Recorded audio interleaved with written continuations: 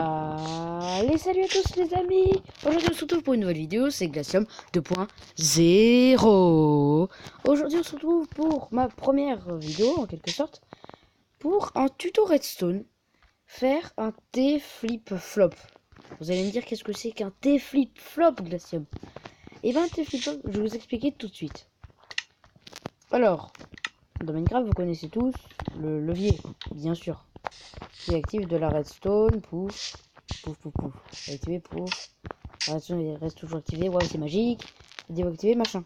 Mais si vous voulez faire un système de redstone qui reste allumé comme ça, vous mettez un gros levier, bah, c'est tout moche. Un gros levier que ça au milieu de votre pièce, bah, c'est moche.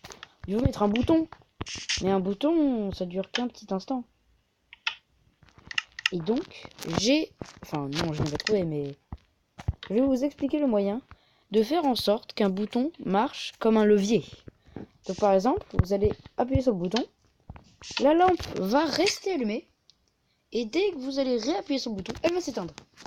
Pour tout le temps, tant que vous ne réappuyez pas. Donc quoi, ça s'appelle un T-flip-flop, tout simplement. Après si vous voulez, vous pouvez aller voir des tutos sur YouTube, c'est aussi bien. Donc c'est parti, on va faire un T-flip-flop. Alors vous allez mettre votre bouton Vous allez mettre votre bouton... J'arrive pas à parler. Vous allez mettre votre bouton, voilà. Derrière le bouton, vous allez mettre de la redstone. De redstone, voilà, tout simplement. Ensuite, vous allez mettre un répéteur. Et c'est là que vient la partie en quelque sorte technique. Vous allez mettre... Ah, je m'en rappelle plus. Vous allez mettre un dropper dans ce sens. À cet endroit du comparateur. À côté, vous allez mettre un dropper qui pointe vers le haut, comme ça. Ensuite, là, c'est un petit peu embêtant à faire ça quand même. Vous allez vous débrouiller comme vous voulez pour mettre un dropper qui pointe vers le bas. Voilà, bah j'ai réussi. Ah non, pas ici. Non, c'est pas ici. Un dropper qui pointe vers le bas. Voilà. Vous débrouillez comme vous voulez. Hein. Faut mettre un dropper qui pointe vers le bas. Voilà. Et ensuite, vous allez prendre un entonnoir. Vous allez vous accroupir. Vous allez cliquer sur cet entonnoir là que j'entoure avec mon rond. Pouf. Ça va donner ce truc. Et pardon aussi, petite précision. Vous allez mettre comme ça, pouf. Vous allez mettre deux répéteurs. Ça enclenche les deux, voilà. Donc, vous voyez, le petit bouton, donc quand j'appuie, pouf. Voilà, ça met les deux répéteurs. Donc, ensuite, vous allez prendre celui-là, celui qui a l'entonnoir en dessous de lui. Au-dessus de lui, pardon. Et mettre un objet, n'importe lequel. N'importe lequel. Et juste derrière cet entonnoir...